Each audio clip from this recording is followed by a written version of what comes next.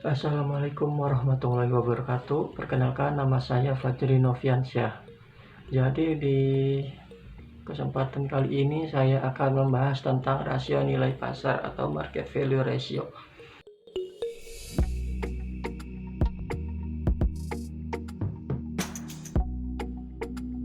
Analisis rasio keuangan sering dilakukan perusahaan untuk melihat kondisi kesehatan korporasi. Bagi perusahaan yang memiliki modal disetor dalam bentuk saham juga akan memperhitungkan rasio nilai pasar.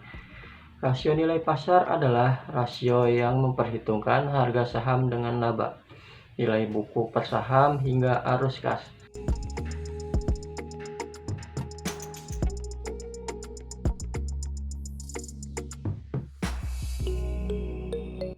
Menurut Fahmi, rasio nilai pasar digunakan untuk menilai kondisi pasar saham pada periode tertentu. Melalui rasio nilai pasar, Anda akan memahami pemikiran investor atas kinerja perusahaan. Rasio nilai pasar memperhitungkan kondisi pasar saham terhadap kinerja perusahaan.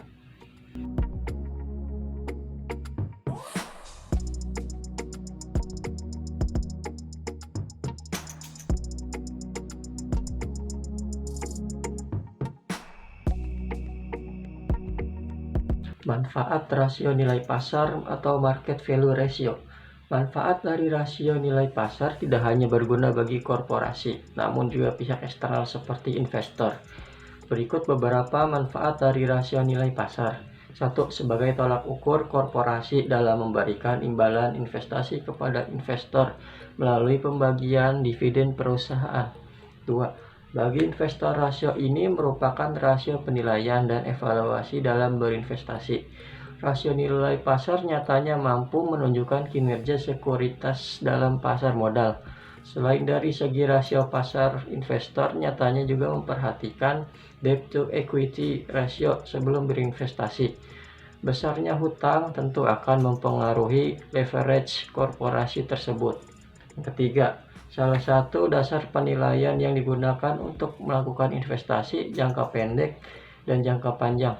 Dalam investasi jangka panjang, investor mengejar pembagian dividen. Sementara dalam investasi jangka pendek, investor mengincar capital gain. Capital gain adalah selisih laba yang didapat dari jual beli surat berharga atau efek di pasar modal.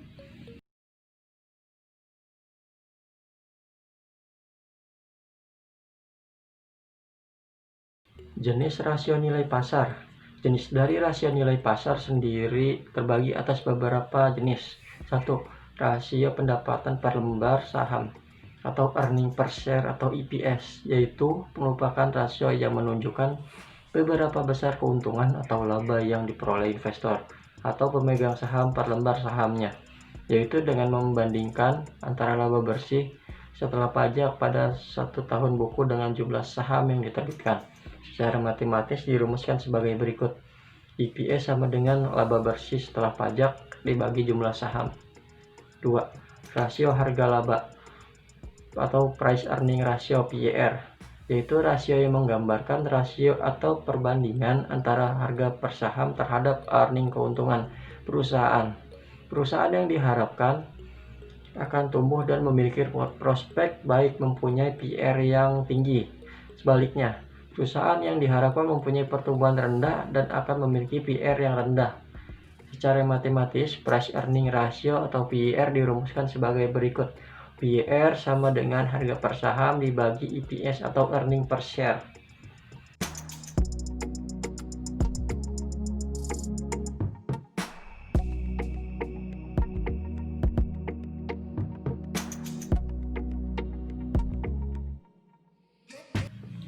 Yang ketiga, rasio per nilai buku atau price to book value atau PBV, yaitu rasio yang menggambarkan harga per nilai buku merupakan hubungan antara harga pasar saham dengan nilai buku saham. Semakin tinggi nilai price book value atau PBV, semakin tinggi pula harga pasar dari saham tersebut.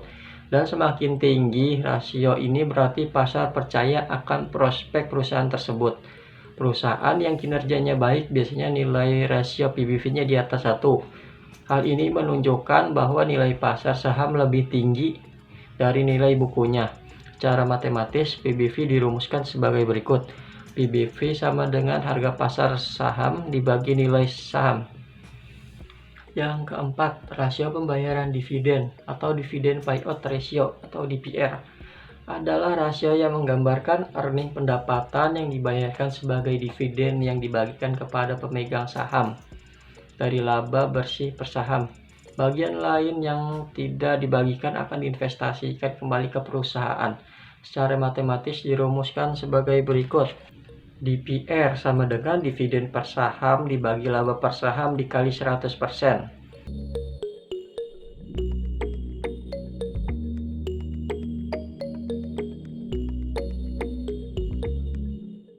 Yang kelima, rasio imbal hasil dividen, dividen yield ratio atau DYR, menunjukkan dividen per lembar dibandingkan dengan harga pasar saham per lembar.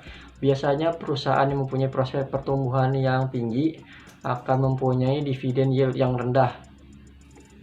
Karena dividen sebagian besar akan diinvestasikan kembali. Dan juga karena harga dividen yang tinggi, PER yang tinggi yang mengakibatkan dividen yield akan menjadi kecil. Sebaliknya, perusahaan yang mempunyai prospek pertumbuhan yang rendah akan memberikan dividen yang tinggi dan dengan demikian mempunyai dividen yield yang tinggi pula. Secara matematis, dividen yield dirumuskan sebagai berikut. DYR sama dengan dividen per saham dibagi harga pasar saham dikali 100%.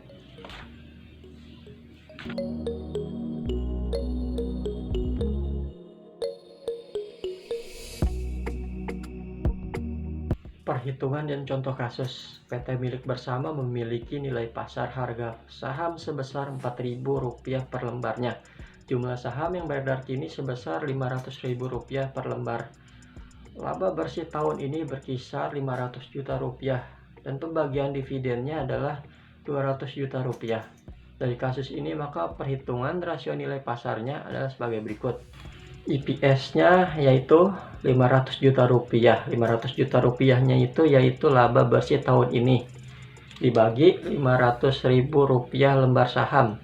Rp500.000 lembar saham ini jumlah saham yang beredar kini dan hasilnya adalah Rp1.000. Dan PER-nya yaitu Rp4.000. Rp4.000-nya itu nilai pasar harga saham dibagi Rp1.000. Rp1.000-nya yaitu hasil dari EPS. Jadi hasilnya adalah 4 kali. Dan dividen payout ratio-nya atau DPR yaitu Rp200 juta. Rp200 juta rupiahnya yaitu pembagian dividen dibagi Rp500 juta. Rp500 juta rupiahnya itu laba bersih tahun ini. Lalu dikali 100% dan hasilnya adalah 40%. Dividen yield ratio yaitu Rp200 juta. Rp200 juta rupiahnya itu ya di pembagian dividennya dibagi 500.000 lembar saham. 500.000 lembar sahamnya itu jumlah saham yang beredar kini dibagi 4.000 dari nilai pasar harga saham. Baru dikalikan 100%, maka hasilnya adalah 10%.